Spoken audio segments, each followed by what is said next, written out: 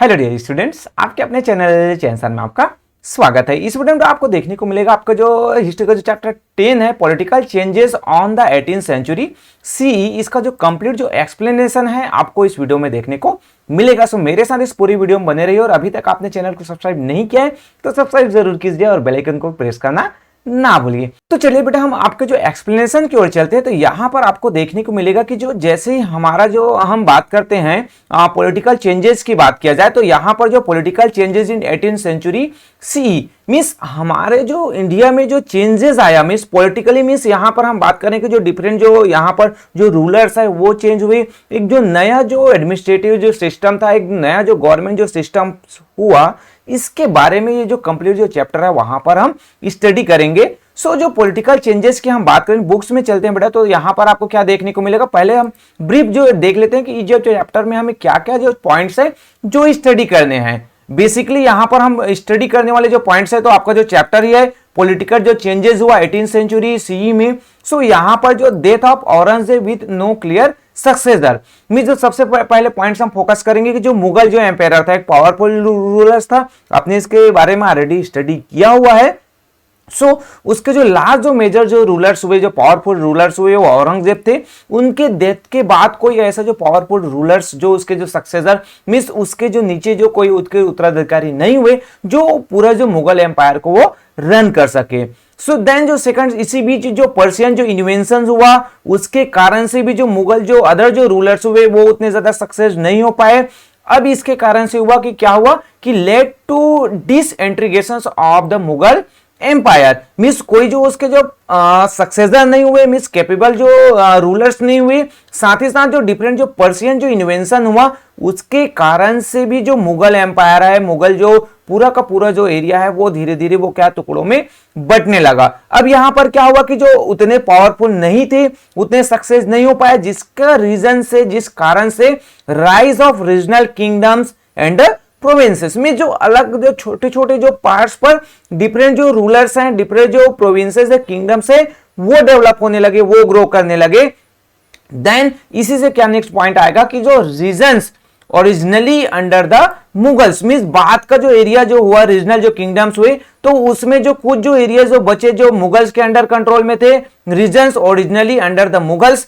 Then साथ ही साथ इसी में हम देखेंगे कि independent regions of the Rajput, कुछ जो है इंडिपेंडेंट रीजन्स भी थे, जैसे अंबेर, आपका जो मरवार, मेवाड़, ये राजपूत किंगडम हुए। साथ ही साथ जो न्यू जो पावर ग्रुप्स है मीन जो नए जो रीजन्स, नए जो रूलर जो डेवलपमेंट्स हुए, जिसमें आपका मराठास, आपके जो सिख है, आपके जो सतनामीज और आपके जो जाट हैं, तो ये जो नए जो पावर ग्रुप्स जो डेवलप हुए, इसमें से कुछ जो है बिग जो रूलर्स के रूप में डेवलप हुए, साथ ही साथ जो कुछ जो है उनका जो एरिया है वो बहुत ही लिमिटेड था। तो ये जो सभी जो पॉइंट्स हैं, हम जो 18th सेंचुरीज में जो पॉलिटिकल जो चेंजेस हुआ मीन जो यहाँ पर जो नए जो रूलर्स, नए जो रीजनल जो किंगडम डेवलप हुए, उसके बारे में कंप्लीट जो स्टडी है हम इस चैप्टर में करेंगे। तो चलिए अब जो बुक्स पे आते हैं, तो बुक्स स्टडी में हम देखें। सो यहाँ पर क्या पॉइंट्स आते हैं, the 18th century C witness major political changes in the Indian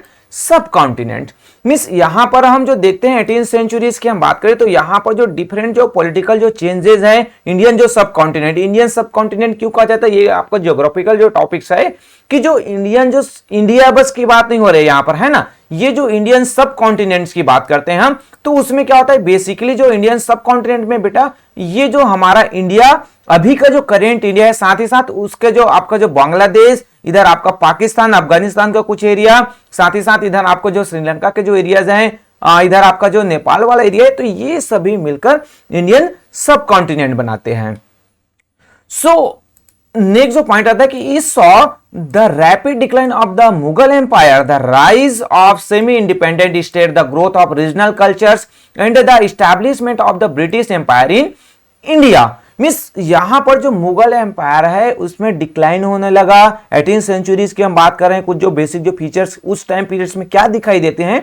so यहाँ पर हुआ कि जो सेमी जो इंडिपेंडेंट जो स्टेट्स हैं वो डेवलप हुए, राइज हुए, साथ ही साथ जो रीजनल जो कल्चर है, जस्ट प्रीवियस चैप्टर में हमने देखा था, आप नहीं देखे हैं तो आई बटन में या फिर डिस्क्रिप्शन में या फिर जो प्लेलिस्ट है वहां पर जाके एक बार जरूर देखिए कि कैसे जो रीजनल जो कल्चर है वो डेवलप होते हैं। साथ ही साथ इसी टाइम पीरियड्स में क्या हुआ कि जो ब्रिटिश एम्पायर है वो भी क्या होने लगे थे, डेवलप होने लगे। मींस जो ब्रिटिश है वो यहाँ पर रूलिंग में, एक तो पहले वो जो ट्रेडर्स थे, व्यापारी थे, बट अभी यहाँ पर जो उनका भी जो इंटरेस्ट है इंडिया में जो रूलिंग में डिफरेंट जो एरियाज को अपने अंडर कंट्रोल में करने का, ये भी ब्रिटिश जो है स्टार्ट कर दिए थे। सो इट दस also mark the end of the medieval period of Indian history.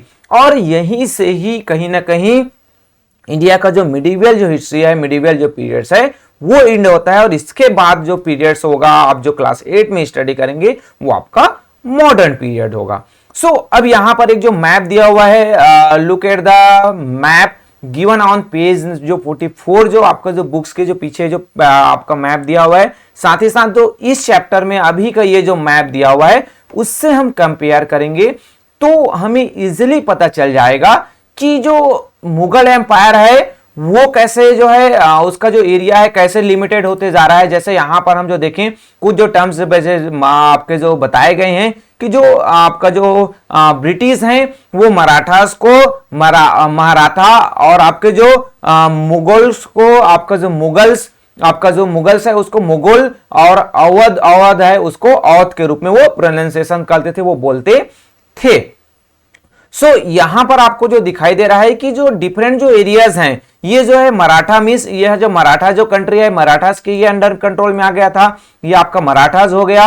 आपके जो यहां पर हैदराबाद और निजाम वाले जो एरियाज है, कर्नाटक वाले जो रीजन्स है, वो कहीं ना कहीं आपके जो मुगल्स के अंडर कंट्रोल से चले गए थे, ये इंडिपेंडेंट स्टेट हो गया था। यहां पर आपको जो देखने का जो मुगल्स एम्पायर है बस इतना ही तक लिमिटेड था। यहां पर आपको लखनऊ में अवध वाला जो एरिया है ये भी कहीं ना कहीं मुगल के अंडर कंट्रोल से चले गए थे। सो एक जो टाइम पीरियड में देखा जाए तो ये पूरा का पूरा एरिया जो मुगल्स के अंडर कंट्रोल में था, अब ये कुछ ही पार्ट्स में वो लिमिटेड हो गए थे। यहां पर आपको राजपूत भी आपको दिखाई दे रहे हैं। तो इस तरीके से देखा जाए तो कहीं ना कहीं ये जो राजपूत एरिया था, यहां पर आपको लखनऊ अवध वाला एरिया दिखाई दे रहा है। आप यहां पर देखेंगे तो आपको मराठास नजर आएंगे, साथ ही साथ ये कुछ जो एरिया यहां पर आपको निजाम भी नजर आ रहे हैं। तो ये सभी जो एरियाज थे बेटा वो जो है क्या है कि ये जो लोकल जो रूलर्स थे वो डेवलप यहां पर हो गए थे। तो ये जो इंडिया का जो मैप है 1750 के आसपास का है जो ब्रिटिश के द्वारा बनाए गए थे। अब यहां पर हम बात करते हैं लेटर मुगल्स, जो बाद में जो मुगल जो लेटर जो रूलर्स आए, जिसमें आप जो बहादुर शाह से फर्स्ट को जानते हैं, ये उसका इमेज आपको दिखाई दे रहा है। औरंगजेब के बाद ये जो आपका बहादुर शाह फर्स्ट हैं वो जो है आपका गद्दी पर आते हैं। जो लास्ट जो रूलर्स होते हैं आपके जो मुगल्स के, हम आगे देखेंगे, वो जो बहादुर शाह सेकंड था। सो ये जो अब जो मुगल जो एम्पायर्स थे, मुगल लेटर मुगल्स मींस औरंगजेब के बाद की हम बात कर रहे हैं यहां पर, है ना, इसको ध्यान में रखिए। सो एज यू सा in chapter 4 Aurangzeb spend 25 years means Aurangzeb है अपने जो लाइफ का जो 25 ईयर्स है वो जो है फाइटिंग। आपने जो है चैप्टर 4 में देखा था कि कैसे वो जो है आपका जो 50 ईयर्स का उसका जो रूलिंग था, तो वो जो है आपका जो 25 ईयर्स नॉर्थ में और जो 25 ईयर वो साउथ में अपना जो टाइम पीरियड्स वो बिताते हैं। So during that long period, unrest broke out in the other part of the empire, means Deccan में जो साउथ की ओर आ गए थे, मिडिल पार्ट्स में आ गए थे। सो अब यहां पर क्या हुआ कि जो इस टाइम पीरियड्स में उनका जो अदर जो पार्ट्स है वहां पर उनका जो पकड़ है वो नहीं रहा। जैसे ये जो 50 डेक्कन वाले एरियाज पर, इस एरिया पर वो जो है अपना 25 ईयर्स जो है लास्ट का जो 25 ईयर्स है, तो ये जो नॉर्थ वाला जो पार्ट था यहाँ पर इधर से जो आपके जो मंगोल्स हैं, पर्शियन जो इन्वेंशन है वो बार बार यहाँ पर अटैक करते थे। यहीं पर ही राजपूत जो किंगडम्स है वो डेवलप हो गए। यहाँ पर आपको जो अवध वाले एरियाज है वहां पर जो इंडिपेंडेंट जो स्टेट हैं वो डेवलप हो गए थे। तो कहीं ना कहीं औरंगजेब का जो 25 ईयर्स था उसमें रीजनल जो किंगडम्स है उसको आपके या फिर पर्शियन जो इन्वेंशन है उसको यहां पर अटैक करने के मौके ज्यादा मिले। सो अब यहां पर वही जो चीज बताया गया कि जैसे मैंने बताया पंजाब वाला एरिया था, आपके सिख्स हैं वो जो है began to assert their stand independence. Sikhs या फिर राजपूत है वो कहीं ना कहीं पहले से ही किसके फेवर में थे, मुगल्स के साथ में थे। उनके जो दरबार है वहां पर इंपॉर्टेंट पोस्ट दिया गया था, बट औरंगजेब के समय ऐसी पॉलिसीज नहीं अपनाई गई। So in the Ganga Yamuna Doab peasants unrest became frequent, means यहां पर किसान आंदोलन भी हुआ गंगा यमुना दोआब के पास है। Then Mughal army was kept busy marching from one part of the empire to the other to put down rebellions. Means जो मुगल जो आर्मीज है उनको क्या होना, एक समय यहां पर लड़ाई हो रहा है, इस एरिया में लड़ाई हो रहा है तो उसको शांत किया, यहां पर लड़ाई लड़ा, फिर यहां पर लड़ाई हो रहा है तो यहां पर उसको जाना पड़ा, फिर कभी यहां पर लड़ाई होने लगा इस एरिया पर, तो उसके जो सैनिकों के एक जगह से यहां से वो इधर की ओर आए, फिर यहां से यहां आ गए, फिर यहां पर लड़ाई हो गई इस एरिया पर तो फिर उसको यहां जाना पड़ेगा। तो कंटिन्यू उनकी जो फाइटिंग है वो लड़ते रहे, एक जो सैनिक है उनके आर्मी एक जगह से दूसरी जगह वो क्या करने जाते थे, लड़ने जाते थे। अब भाई हमेशा एक जगह से दूसरी जगह जाएंगे तो वो थका हारे जाएंगे, है ना। अब वो लड़ पाएंगे क्या, नहीं। आप भी अपने क्लासरूम में आप जो है एक दूसरे के साथ लड़ाई करते हो, आप जो है इस बेंच पर लड़ाई कर रहे हो, फिर वहां पर दूसरी जगह लाके जाके लड़ाई करना पड़ेगा, तो क्या होगा, आप दोनों जगह ही जीत पाओगे क्या, नहीं। यहां पर तो आप जीत गए, बट वहां पर जो लड़ोगे अपने दोस्त के साथ, किसी फ्रेंड के साथ, अपने क्लासमेट के साथ, तो वहां पर आपकी कुटाई हो ही जाएगी, है ना। तो वही जो है किनके साथ हुआ, मुगल के साथ भी हुआ बेटा। देन नेक्स्ट जो पॉइंट आता है कि after the death of Aurangzeb in 1707, means यहां पर 1707 में जो औरंगजेब का जो डेथ होता है, so his successor were unable to hold the Mughal empire together, means उसके बाद जो उनके जो रूलर्स हुए वो उतने ज्यादा कैपेबल नहीं थे, जिसके कारण से जो मुगल जो एम्पायर है वो टुकड़ों में डिवाइड होने लगा था। Then when Aurangzeb died, his three sons Bahadur Shah, Mohammad Azam and Kam Bakhsh fought for the throne. अब क्या हुआ कि जो जैसे औरंगजेब का क्या होता है, डेथ होता है, तो उनके जो थ्री जो सन्स थे वो आपस में एक दूसरे पर फाइटिंग करने लगे कि मैं जो है गद्दी पर बैठूंगा। कभी कभी आपके लिए बेंच टेबल नहीं है, आप क्लासरूम में इंटर हुए, तो क्या होगा कि नहीं मैं सामने बैठूंगा, मैं इधर बैठूंगा, मैं उसके लिए आप एक दूसरे लड़ाई करने लगा। अब जो ज्यादा ताकतवर होता है उसको वो चेयर मिलेगा, वो बेंच टेबल मिलेगा, बाकी जो कमजोर ताकतवर हैं वो उनको नहीं मिल पाएगा। तो यही हुआ कि औरंगजेब है, उनके जो थ्री जो डिफरेंट जो सन्स थे, बहादुर शाह, मोहम्मद आजम और काम बख्श, ये आपस तीनों में ही एक दूसरे के पर क्या होने लगे, ढिसुम ढिसुम करने लगे, लड़ने लगे, है ना।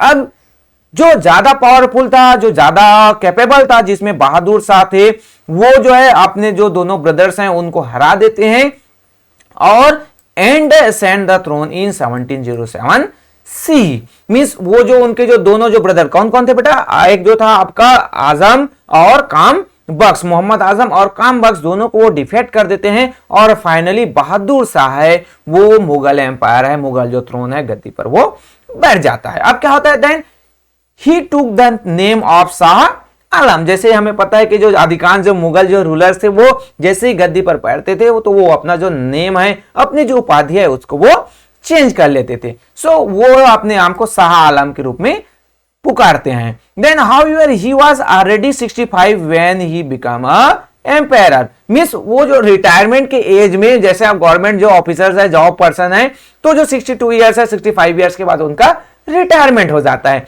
बट ये जो शाह आलम है, मींस आपके जो बहादुर शाह है, वो जब रूलिंग पे आते हैं, जब गद्दी पर आते हैं, तो वो जो है रिटायरमेंट का एज हो जाता है, मींस 65 ईयर्स, मींस उसका जो वो बूढ़ा हो जा रहा था और टाइम उसका फीस होने वाला होता है ना। सो अब यहां पर क्या हुआ कि जो नेक्स्ट जो पॉइंट्स आता है कि Shah Alam reign saw the growing power of the Marathas and the Rajput, means अब जो शाह आलम है उसके टाइम पीरियड्स में क्या होता है कि जो रीजनल जो पावर है, जैसे आपके जो मराठास है या फिर आपके जो राजपूत हैं, वो क्या होने लगते हैं, वो जो है डेवलप होने, उनका जो पावर है वो बढ़ते जाता है, क्योंकि शाह आलम उतने कैपेबल नहीं थे।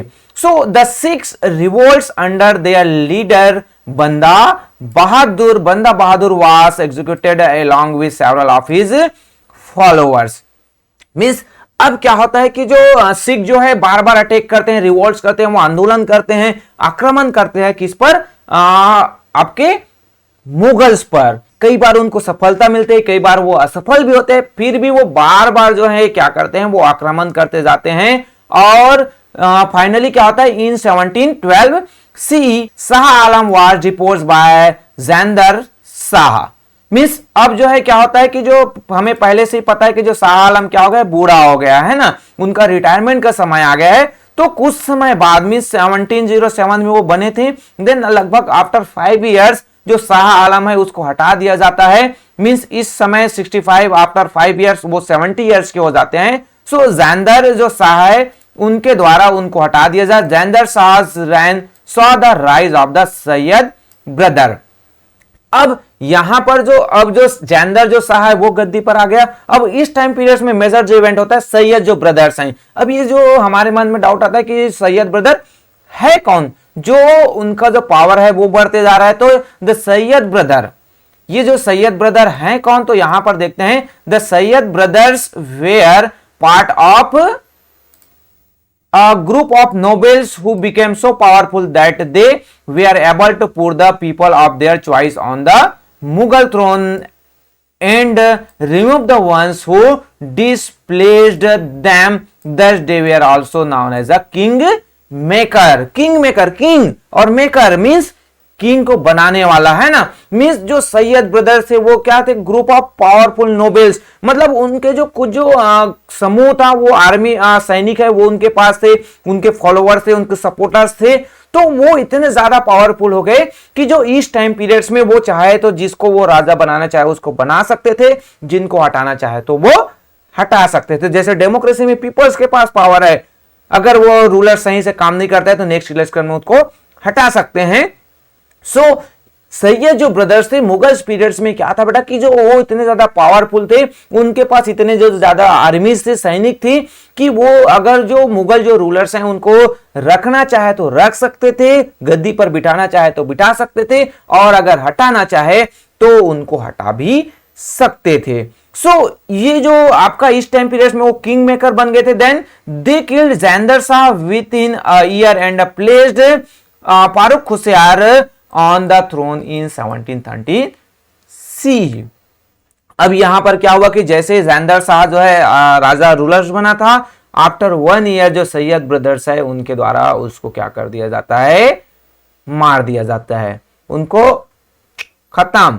अब उसके बाद जो रूलर्स वो जो है सैयद जो ब्रदर जो किंग मेकर थे वो जो है फारूक खुशियार है उसको क्या बनाते हैं, वो रूलर्स बना देते हैं, और 1713 की ये बात है। देन नेक्स्ट आपका जो फारूक खुशियार वाज मर्डर्ड इन 1719 सी। अब यहां पर देख रहे हैं बेटा, है ना, एक जो है गद्दी पर आ रहा है, दूसरा उसको मर्डर कर रहा है, उसको हटा रहा है, फिर कोई तीसरा जो है बैठते जा रहा है ना। तो ये जो देखा था ना कि कोई जो क्लियर जो सक्सेसर है वो मुगल एम्पायर्स में नहीं था, और ऐसे जो अनस्टेबल जो कंडीशंस है वहां पर रीजनल जो किंगडम है उनका डेवलप होना बहुत ही जायज था।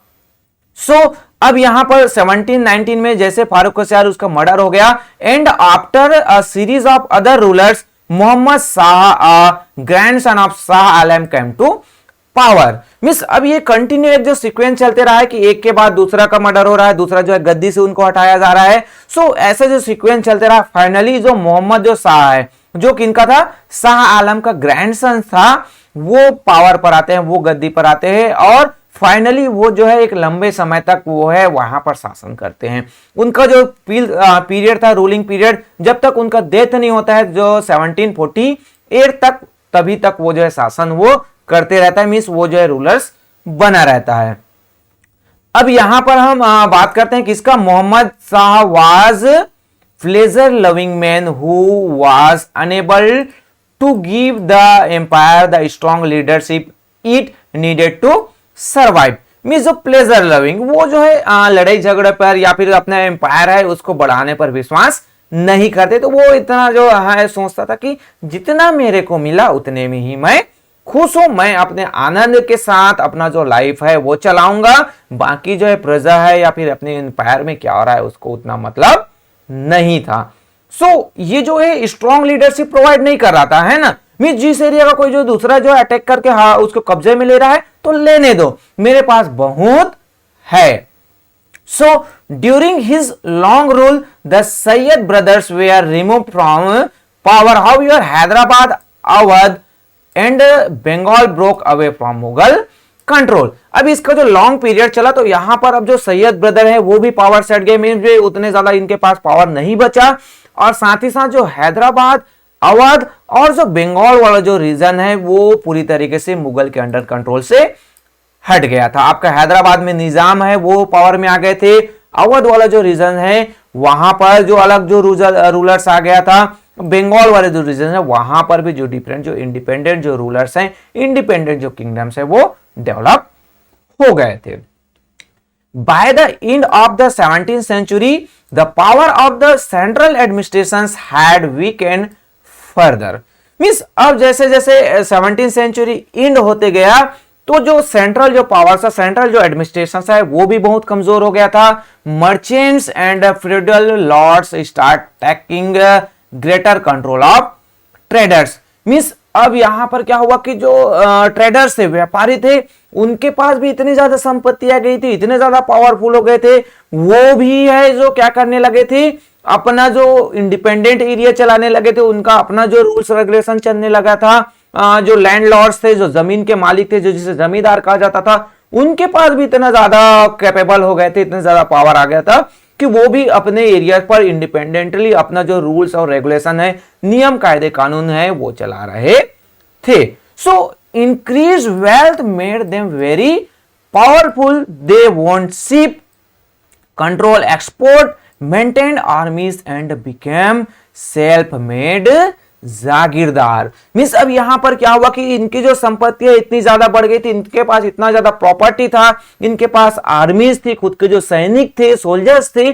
सो अब ये अपने खुद की आर्मीज जो ज्यादा आर्मी रख रहे थे, से उनके पास खुद का जो शिप था, वो जो एक्सपोर्ट को, मीन्स क्या जो सामान आएगा क्या सामान जाएगा, वो पूरी तरीके से कंट्रोल कर रहे थे।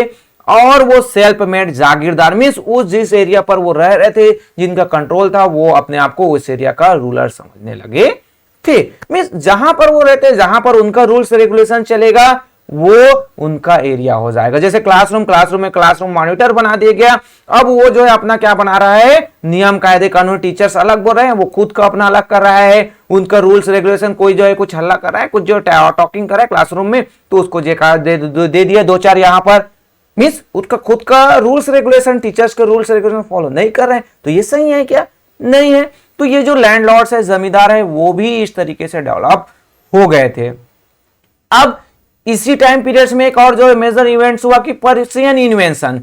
पर्शियन इन्वेंशन की हम बात करते हैं, यहां पर जो पॉइंट्स आता है कि ये जो पर्शियन जो, जिसमें जो नादिर शाह है, वो यहां पर बार बार अटैक किया। यहां पर आपको जो नादिर शाह का इमेज आपको दिखाई दे रहा है, साथ ही साथ बैटल ऑफ करनाल और जो कोहिनूर जो डायमंड है, साथ ही साथ हम देखेंगे कि जो पिकॉक जो थ्रोन है, उसको भी ये जो पर्शियन जो इन्वेंशन है, जिसके द्वारा इन 1739 से Nadir Shah the ruler of Persian invaded India, means इनके द्वारा इंडिया में जो है अटैक किए जाते हैं, वो डिफेक्ट कर देते हैं किसको, मोहम्मद शाह को। बैटल ऑफ करनाल में ये जो लड़ाई है, आपको इमेज यहां पर दिखाई दे रहा है। और ये जो पर्सिया में आप बहुत सारा जो अमाउंट्स है, मीन्स बहुत ज्यादा जो संपत्ति यहां से लूट कर वो ले जाते हैं, जिसमें पिकॉक थ्रोन और जो कोहिनूर जो डायमंड, मीन्स एक जो बहुत पिकॉक जो थ्रोन कहा जाए, गद्दी कहा जाए, राजा महाराजा का जो सिंहासन था, उसको वो ले जाते हैं।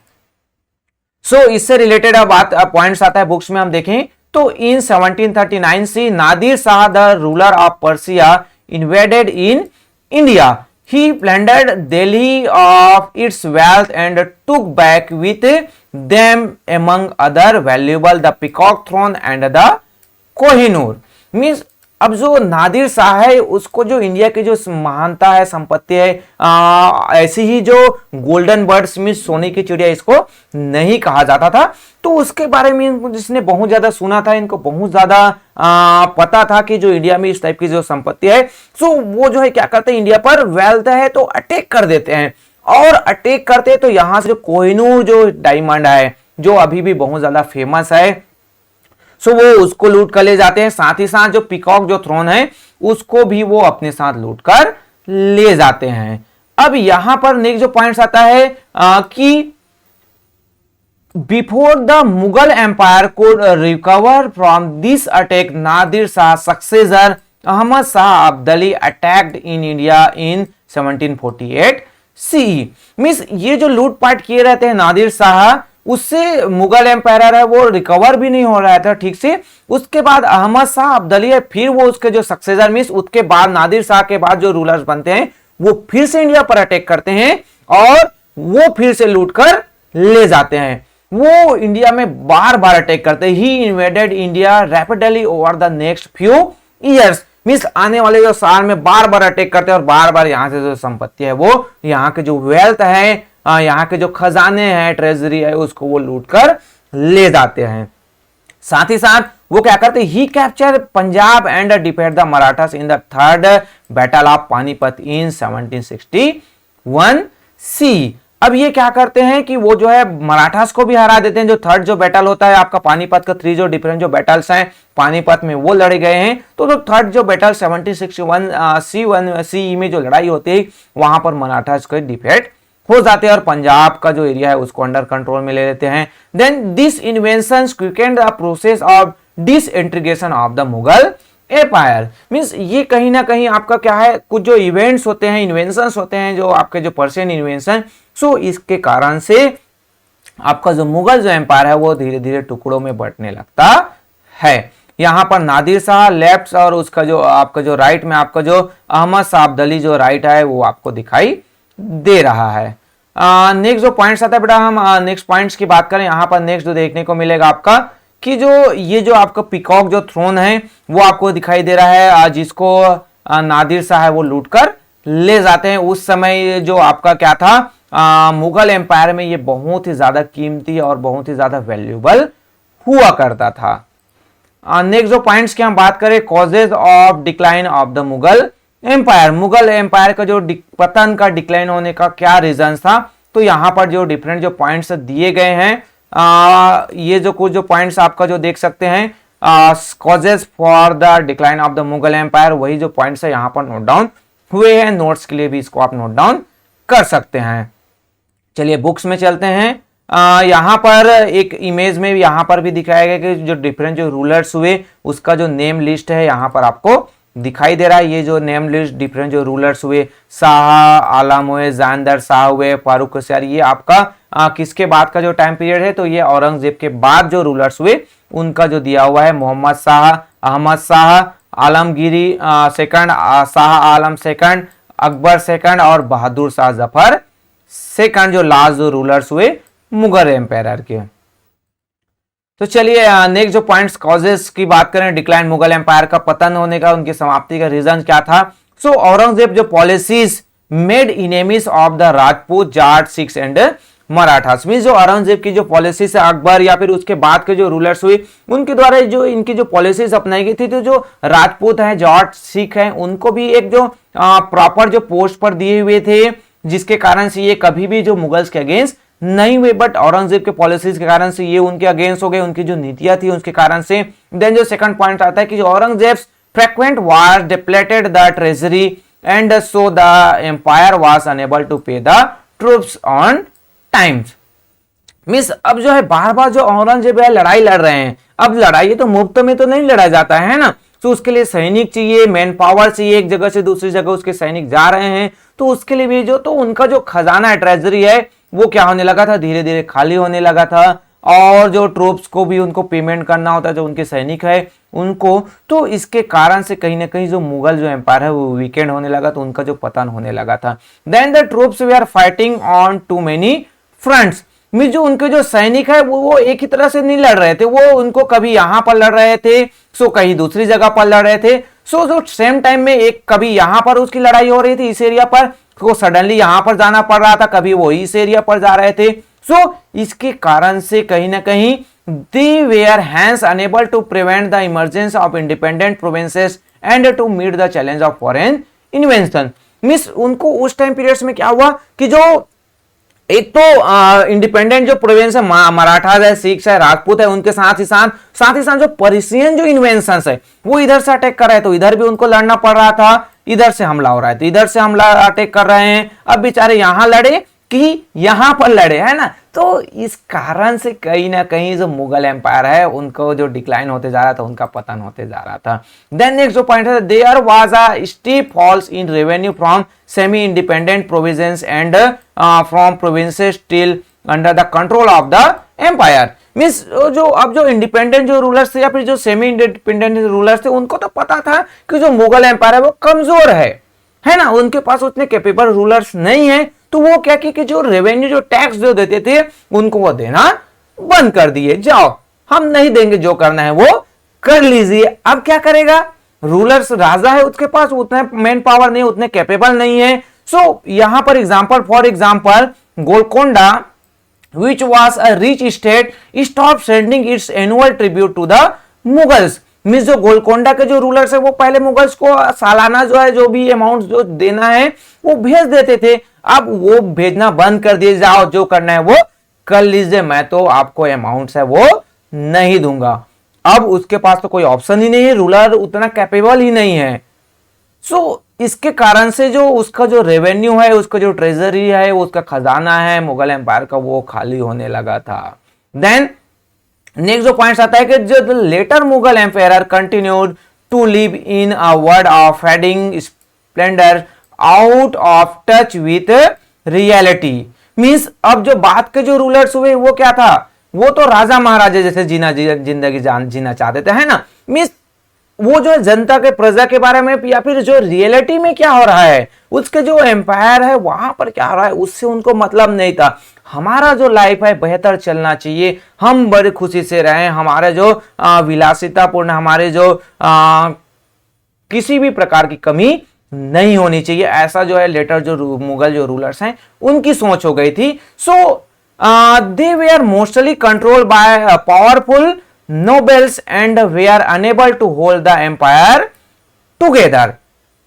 अब वो जो है अपने मौज मस्ती में बिजी थे, वो एम्पायर से कोई मतलब नहीं था, इसके कारण से वो जो पूरा का पूरा एम्पायर है उसको टुगेदर मींस एक साथ वो होल्ड करके संभाल कर नहीं रख पाए। The Mughal dynasty did not have clear rules of succession.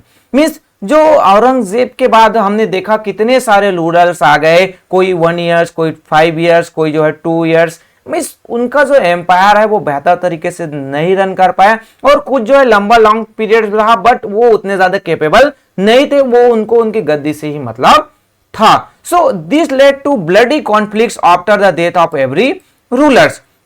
Means उनके जो रिलेटिव्स थे, 3 जो सन है तो वो तीनों आपस में लड़ने लगते थे, जैसे अभी भी आपके जो देखते हैं आसपास में कि अपने प्रॉपर्टीज के लिए जो लोग हैं वो आपस में लड़ने लगते। तो उस टाइम पीरियड्स में भी कि मैं जो रूलर्स बनूंगा, जैसे आपने मूवीज देखा होगा, कौन सा मूवी, बाहुबली, वहां पर देखते हैं ना बाहुबली, और एक का नाम क्या रहता है जी, भूल गया मैं। सो वो है वो आपस में ही क्या करने लगते हैं, लड़ने लगते हैं, भल्लाल देव, है ना। सो वो जो है आपस में एक दूसरे पर ही लड़ने लगते हैं। सो यही जो चीज है मुगल एम्पायर्स के भी समय हुआ कि वो जो बाद के जो रूलर्स हुए वो आपस में एक दूसरे के साथ ही लड़ने लगते थे। सो ये रीजन था जिसके कारण से मुगल एम्पायर है वो पतन होने लगा, समाप्ति की ओर चला गया। अब जो नेक्स्ट आता है the rise of regional kingdoms and provinces. में जो रीजन में जो अलग अलग क्षेत्रीय जो एरिया है वहां पर एक डिफरेंट जो एरियाज पर जो रीजनल जो किंगडम्स है वो डेवलप हुए। अब यहां पर आता है वीडियो जो लॉन्ग बनता है, लॉन्ग चैप्टर है, अब पार्ट्स में बनाना है कि ग्रुप्स में बनाना है। कई जो स्टूडेंट्स बोलते हैं बेटा कि जो सर आप पार्ट्स में बनाइए, एक आपका वीडियो लॉन्ग होता है। कुछ स्टूडेंट्स का कहना होता है कि सर एक कंप्लीट वीडियो बनाइए, वीडियो सर्च करने में, ढूंढने में नेक्स्ट जो पार्ट है वो प्रॉब्लम होता है। सो बेसिकली मैं ज्यादा कंफ्यूज हूं कि सिंगल वीडियो बनाऊं कि पार्ट्स में बनाऊं, है ना। तो लॉन्ग चैप्टर है, इस कारण से बेटा इस चैप्टर का वीडियोस है आपको डिफरेंट जो पार्ट्स है उस पर देखने को मिलेगा। तो चलिए कुछ जो है राइज ऑफ रीजनल किंगडम से रिलेटेड हम पॉइंट्स देखते हैं। So the popular uprising that fled up in different parts of the countries in the 18th century CE resulted in the Mughal Empire breaking up into different regions. We can classify the different regions that emerged as। अब यहां पर क्या हुआ कि जो different जो areas पर different जो क्या हुए 18 सेंचुरीज के पास में देखा जाए तो मुगल एम्पायर जैसे ब्रेकिंग हुआ, टुकड़ों में बढ़ गया। तो यहां पर हमें डिफरेंट जो रीजनल जो किंगडम्स है वो देखने को मिलते हैं। तो इसकी ही क्लासिफाइड किया गया है। फर्स्ट जो आता है कि जो regions that were originally under the Mughals, means जो पहले जो कुछ जो एरिया से जो किसके अंडर में थे, मुगल्स के अंडर में थे, दैट जिसमें आपका जो अवध, हैदराबाद और बंगाल वाले जो रीजन्स थे। देन इंडिपेंडेंट जो रीजन्स थे जैसे आपका Rajput of Amber, Mewar and Marwar. and new states that were formed by powerful regional groups, that is the Jats, the Sikhs and the Marathas. इसमें मतलब कुछ जो एरियाज थे अभी भी जो आपके जो किसके अंडर कंट्रोल में थे, मुगल्स के थे। कुछ जो इंडिपेंडेंट जो रीजन्स हुए जो पूरी तरीके से मुगल के कंट्रोल से छूट गए थे, जिसमें आपका राजपूत वाला एरिया था। साथ ही साथ जो नए जो स्टेट जो डेवलप हुए, जो छोटे छोटे जो स्टेट जो डेवलप हुए, वो था आपका जाट, सिख्स और जो है मराठास। तो इन सभी के बारे में हम आगे के जो वीडियोज है आपको देखने को मिलेगा। तो चलिए आगे चलते हैं, आगे क्या पॉइंट्स है देखने को हमें मिलता है। So regions originally under the Mughals, जो कुछ जो रीजन्स जो मुगल्स के अंडर कंट्रोल में, इससे रिलेटेड कुछ जो पॉइंट्स है यहाँ पर इमेज हम देख सकते हैं। The rise of Nissl kingdom and province, जो अवध का एरियाज है, अवध का इमेज आपको दिखाई दे रहा है। आप यहाँ पर अवध के बारे में शॉर्ट जो नोट्स आपको नोट करने हैं तो ये पॉइंट्स आप नोट डाउन कर सकते हैं। ये जो शॉर्ट नोट्स के लिए आपके पॉइंट्स यहाँ पर अवेलेबल है, ये अवध का आपको इमेज दिखाई दे रहा है। देन डिटेल एक्सप्लेनेशन के लिए हम कहाँ चलते हैं, वापिस आपके बुक्स में। सो अब अवध की बात की जाए तो बेटा Awadh was a prosperous area on the fertile flood plain of the Ganga. अब जो है अवध है वो क्या था, आपका जो फ्लड प्लेन वाला जो एरिया था, वहां पर फर्टाइल एरिया पर इनका जो एम्पायर, एक बार अवध चलते हैं, मैप में देखते हैं, मैप आ जाइए। सो ये जो मैप आपका है, मैप में अब अवध ढूंढिए तो ये जो अवध लिखा हुआ है ना, ये जो है आपका कौन सा एरिया, ये जो एरिया आपको जो दिखाई दे रहा है, ये वाला एरिया आपका कौन सा है, अवध वाला। अवध जो लिखा हुआ है, ब्रिटिश जो है उसको अवध ही बोलते थे, है ना, उनका प्रोनाउंसिएशन में प्रॉब्लम था। देन नेक्स्ट आता है बेटा आपका अवध की हम बात करें। सो इन 1721 सी द जमींदार जो लैंडलॉर्ड्स थे कहां के, of Awadh rose in rebellion and refuse to pay their taxes to the Mughal authorities. Means 1721 की बात है, वहां के जो जमींदार थे, कहां के जमींदार, अवध के जमींदार हैं, वो बोलते रिबेलियन मींस आंदोलन कर देते हैं, विद्रोह कर देते हैं कि मैं जो है अब आपको जो इस एरिया का जो टैक्स है वो नहीं दूंगा, जाइए जो करना है वो कर लीजिए। सो क्या होता है, to handle them in 1722 C Saadat Khan the leader of the Irani group of nobles in Delhi was appointed by Mohammad Shah as a governor of Awadh. अब यहां पर जो लैंडलॉर्ड जो जमींदार थे वो रिफ्यूज कर देते हैं, मैं टैक्स नहीं दूंगा, जो करना है वो कर लीजिए। तब उसको कंट्रोल करने के लिए, उसको शांत करने के लिए मुगल्स के द्वारा 1722 सी में सादत खान जो है, जो ईरानी ग्रुप ऑफ नोबेल्स थे, जो कुछ जो टुकड़ियां, जो सैनिक जो टुकड़े थे, जो कुछ जो ग्रुप्स होते थे, तो उनके जो लीडर थे, उन जो सादत खान थे, उनको भेजते हैं कहां पर, गवर्नर के रूप में अपॉइंट करके, कहां पर, अवध में। वो आप जाइए और वहां पर जो जमींदार है उनको आप कंट्रोल कीजिए, उनको मैनेज कीजिए। अब जो वो आते हैं, he was successful in suppressing the revolts and ensuring that the जमींदार paid there tax.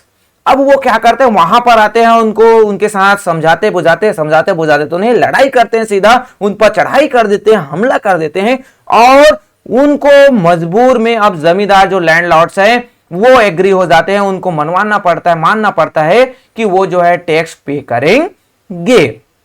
So Saadat Khan soon establish the semi independent province at Awadh. अब जो सादत खान है वो अपना रंग दिखाते हैं और वो क्या कर लेते हैं कि जो सेमी इंडिपेंडेंट मींस वो जो है मुगल्स के अंडर में रहते हुए वो यहां पर अपना जो रूल्स है, रूल्स रेगुलेशन, अपने नियम कायदा कानून मींस वहां पर वो देखा जाए तो रूलर्स बन जाते हैं। Then through he continued to rule in the name of the Mughal empire. Awadh was in every other way an independent provinces. The full revenue collected was no longer sent to Delhi. अब यहां पर क्या हुआ कि जो अवध है वो कहीं ना कहीं जो मुगल एम्पायर के अंडर में था, बट अब क्या होता था कि जो रेवेन्यू का जो अधिकांश जो पार्ट्स है वो जो है कौन रखते थे, जो आपका जो सादत खान है वो रख लेते थे और कुछ ही पार्ट है वो मुगल्स के पास भेजते थे। मींस मैक्सिमम एरिया वो पार्ट्स रेवेन्यू है वो उनके पास रहता था और कुछ जो भाग है, कुछ जो पार्ट्स है वो मुगल्स के पास जाता। तो मुगल्स भी बोले कि जमींदार कुछ नहीं दे रहे थे, तो थोड़ा बहुत जो मिल रहा है उसी से ठीक है, हमारा काम तो चल जाएगा।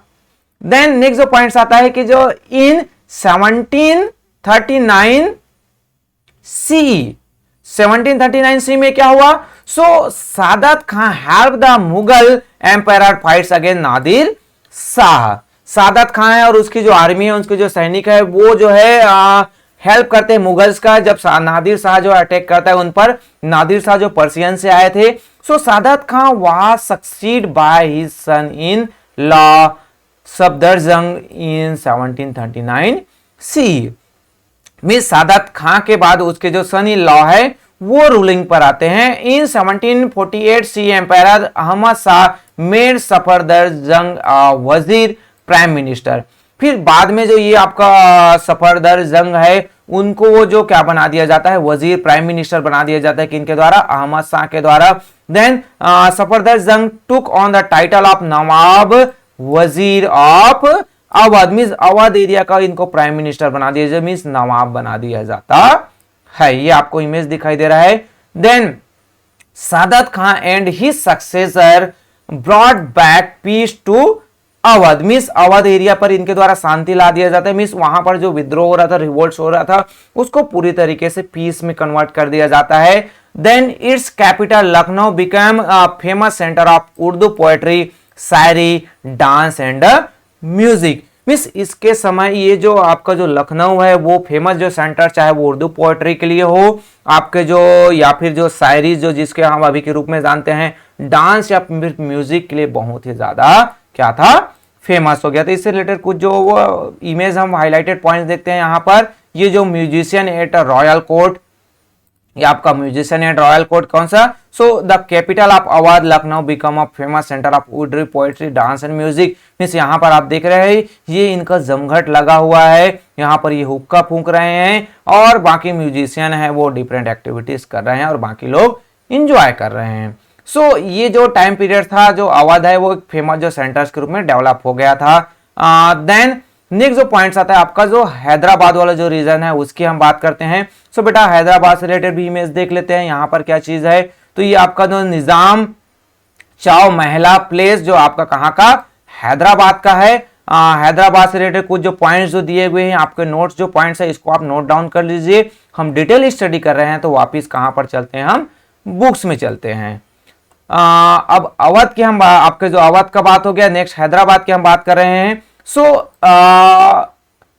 Kamruddin Chin Qilich Khan, the leader of the Turani group of nobles, was appointed in 1730 as the viceroy of Deccan. Mean जो डेक्कन एरिया पर आपके कमरुद्दीन चेन कुलीज खां हैं उनको क्या बना दिया जाता है, वायसराय बना दिया जाता है उस एरियाज का। और in 1722 C he was made a wazir at Delhi by the empire Mohammad Shah. Means अब उसको प्राइम मिनिस्टर, वजीर मीन्स उस टाइम पीरियड का प्राइम मिनिस्टर है वो बना दिया जाता है किनको, कुलीज खां को। When he try to restore order, means उनके द्वारा जो शांति है, मीन्स आपका जो किसी भी एरिया पर क्या दिल्ली एरियाज पर है वहां पर वो एक जो शांत माहौल जो है वो डेवलप करना चाहते हैं, कोई विद्रोह ना, रिवोल्ट्स ना हो। जैसे ये आपको कुलीज खां का जो इमेज है वो दिखाई दे रहा है, वो निजाम ऑफ हैदराबाद बाद में बनते हैं। अब यहां पर क्या होता है, in Delhi he met with opposition and resentment disappointed he return to Hyderabad. Means अब वो जो शांत माहौल करना चाहते थे उसके अगेंस्ट में बहुत सारे जो लोग होते हैं जिनको वो शांत करवाना चाहते हैं, फिर उनको बाद में जो है वापस जो है हैदराबाद आना पड़ता है। Then he establish the kingdom of Hyderabad in 1724 C. जैसे ही वापस आते हैं तो वो जो है अपना जो एक अलग सा जो किंगडम है वो इस्टेब्लिश कर दिए जाते हैं and ruled it in a semi independent manner. Means पूरी तरीके से वो इंडिपेंडेंट नहीं है। मीन्स जो कुछ जो पार्ट्स है वो क्या करते हैं, वो जो है रूलर्स को मीन्स मुगल्स को वो जो रेवेन्यू के रूप में देते हैं और मैक्सिमम जो पार्ट्स है वो अपने पास रख लेते हैं। Then however he never openly declare he is independent from the Mughal empire. Means वो कभी भी नहीं कहते हैं कि मैं जो है इंडिपेंडेंट हूं, मैं पूरे तरीके से स्वतंत्र राजा हूं। वो हमेशा बोलते थे कि वो जो है मुगल्स के अंडर कंट्रोल में है, बट वो अपना रूल्स रेगुलेशन पूरी तरीके से चला रहे थे। जैसे हम एग्जांपल आपका जो दिल्ली का जो देश ले सकते हैं, दिल्ली जो है यूनियन टेरिटरीज है, बट वहां पर भी अपना जो है क्या है, चीफ मिनिस्टर है। सो उसी तरीके से ये जो किंगडम जो था हैदराबाद, वो रन कर रहा था। Qilich Khan was given the title of Nizam ul Mulk and Asaf जहां। वो अपने आप को जो टाइटल मीन्स वो अपने आप को पुकारते हैं, अपने आप को उपाधि देते हैं, क्या, निजाम उल मुल्क और असफ जहां के रूप में वो जानते हैं। Then he and his successor were known as the Nizam of the Asaf Jahi dynasty. Means जो असफ जहां वो अपने जो है उसको जानते हैं, टाइटल देते हैं, तो बाद में जो उसके जो सक्सेसर मीन्स उसके बाद जो रूलर बनते हैं, तो वो सभी जो असफ जहां डायनेस्टी के रूप में जाना जाता है। Then, as the Nizam of Hyderabad, Coolidge had to deal with the frequent raids of the Marathas. Means क्या हुआ कि जो निजाम ऑफ हैदराबाद है, तो वो जो डील करे, तो जो इनकी जो लड़ाई है वो बार बार मराठास के साथ हो रही थी। जो मराठा जो रूलर्स है, इनकी जो लड़ाई है हम कहीं ना कहीं कई बार जो है वो मराठास के साथ हुई। मराठास रूलर्स में हम जो शिवाजी है उसको बेहतर तरीके से जानते हैं। सो आगे देखते हैं बेटा कि he tried to maintain friendly relations with both the Marathas on the one hand and the Mughals emperor on the other। अब यहां पर क्या हुआ कि जो अब उनकी जो दोनों के जो साथ में फ्रेंडली रिलेशंस है वो रखना चाहते थे, है ना। क्या होना कि वो जो है मुगल के साथ भी बेहतर रिलेशन चाहते थे, साथ ही साथ जो आपके जो मराठास के साथ है उनके साथ भी फ्रेंडली रिलेशन हो, ये चाहते थे। बट इनकी कुछ जो लड़ाइयां भी हुई, बट कुछ जो फ्रेंडली रिलेशन मराठास के साथ भी किसी समय वो बनाकर रखे हुए थे। So Qilich Khan also help the empire fights again Nadir Shah. वो मुगल जो एम्पायर है उनका जो नादिर शाह के साथ जो फाइट करने के लिए वो हेल्प करते हैं। So Qilich Khan was a capable rulers and the Hyderabad prospered under him. Means Qilich Khan के जो समय हैदराबाद है वो बहुत ज्यादा डेवलपमेंट करता है, क्योंकि ना आपके कुलीज खान एक बेहतर रूलर्स के रूप में थे। Hyderabad became well now for its art, culture and cuisine. Means जो उनके जो फूड्स है, हैदराबादी जो फूड्स है अभी भी बहुत ज्यादा फेमस है ना। या फिर जो कल्चर आर्ट, जो वहां पर जो डिफरेंट जो आर्ट्स जो कलाएं थी वो बहुत ही ज्यादा फेमस। अभी भी जो हैदराबादी जो फूड्स है वो बहुत ज्यादा फेमस, हैदराबादी जो आर्ट्स हैं वो बहुत ही ज्यादा फेमस है। So the Asaf Jahis continue to rule the state till it finally merge with the Indian union in 1948 C. जो हैदराबाद का निजाम है, जब ब्रिटिश के बाद जो इंडिपेंडेंट हो जाता है, फिर भी वो अपने इंडिपेंडेंट रहना चाहते हैं, बट फाइनली जो है इंडियन गवर्नमेंट के द्वारा उसको अपने अंडर कंट्रोल में लिया जाता है। सो इससे रिलेटेड आप जो है आज क्लास 8 में इससे रिलेटेड और डिटेल स्टडी आप करेंगे। सो ये जो असफ जाही है कब तक रूल करता है, जब तक इंडिया इंडिपेंडेंट नहीं हो जाता, और फाइनली अब तक 1948 में सी में मर्ज नहीं हो जाता है। सो ये आपके अवध से रिलेटेड हुआ बेटा। ये जो पॉइंट्स है, नेक्स्ट जो पॉइंट्स है आपको किससे, बंगाल वाला जो रीजन है उससे देखने को मिलेगा। यहाँ पर कुछ जो पॉइंट्स आपको जो इमेज में दिखाई दिया है ये आपका बंगाल रीजन है। बंगाल रीजन्स की बात करें, सो मुर्शीद कुलीज जो खां है उसके द्वारा इसको फाउंडेड किया जाता है। और इससे रिलेटेड जो पॉइंट्स आएगा कि अपना जो कैपिटल है ढाका से मुर्शिदाबाद शिफ्ट करते हैं, और बंगाल है वो प्रोस्पेरियस में उस समय बहुत ज्यादा डेवलपमेंट होता है। तो चलिए बुक्स में डिटेल स्टडी करते हैं इससे रिलेटेड। इसके बाद जो है इस पॉइंट्स के बाद बेटा आपको जो नेक्स्ट जो पॉइंट्स है वो नेक्स्ट वीडियो में देखने को मिलेगा। So the independent state of Bengal was founded by Murshid Coolidge Khan. Means जो मुर्शीद कुलीज खां के द्वारा इस बंगाल इंडिपेंडेंट जो स्टेट है बंगाल का वो फाउंडेड किया जाता है, स्टैब्लिश किया जाता है। He was first appointed by the Mughal Empire as its diwan and later elevated to be its governor. Means यहाँ पर जो है सबसे पहले जो मुगल एम्पायर के द्वारा जो मुर्शीद कुलीज खां है उनको मुगल एम्पायर के द्वारा दीवान बनाया जाता है, फिर उसको बाद में उसका जो पोस्ट है उसको कन्वर्ट करके उसको गवर्नर बना दिया जाता है। Later the region of Odisha was added to Bengal. आपका जो उड़ीसा वाला जो रीजन है उसको बंगाल में मर्ज कर दिया जाता है। Bengal prospered under him, he shifted his capital from Dhaka to Murshidabad. Means वो जो पहले जो बंगाल वाला जो रीजन उसका जो कैपिटल ढाका हुआ करता था उसको वो शिफ्ट करके मुर्शिदाबाद कर देते हैं। Then he want alliance to the Mughal empire only in name. Means ये जो बंगाल वाले का जो रीजन है तो वहां पर जो रूलर्स हुए वो क्या थे, बस नाम मात्र के थे, है ना।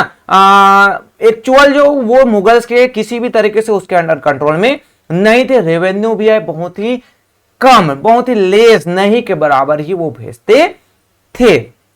So after Kuli Khan passed away in 1727, his son-in-law Sahus Daula became the next governor of Bengal। Means जो कुली खां है उसका जो डेथ हो जाता है 1727 में, उसका जो टाइम फिक्स हो जाता है। सो उसके बाद जो साहुस दौला है वो क्या बनते हैं, रूलर्स बनते हैं। उसके बाद Bihar was also under his charge, Bihar को भी उनके अंडर चार्ज में दिया जाता है। आप देख रहे हैं पहले बंगाल था, उसके बाद उड़ीसा है वो यहां पर मर्ज किया जाता है। अब जो है बिहार भी है कहीं ना कहीं इसके अंडर कंट्रोल में आ गया था।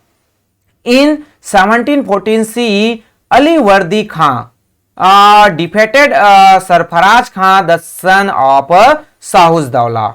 मीन्स आपके जो अलीवर्दी खां हैं उनके द्वारा जो साहुस दौला के जो सन थे सरफराज खान उनको हरा दिया जाता है एंड टूक ओवर बंगाल। अब यहां पर जो रूलर्स है वो कौन बन गए, अलीवर्दी खां जो है वो रूलर्स बन जाते हैं। इनका जो टाइम पीरियड आपका 1740 से 1756 दिया गया है। He went back on his promise of paying revenue to the Mughal empire. Bengal, Bihar and Odisha become an independent state under him. अब ये कहीं ना कहीं पूरे तरीके से अपने आप को इंडिपेंडेंट कर लेते हैं। अब बंगाल, बिहार और उड़ीसा है एक इंडिपेंडेंट स्टेट के रूप में इनके द्वारा डेवलप कर दिया जाता है।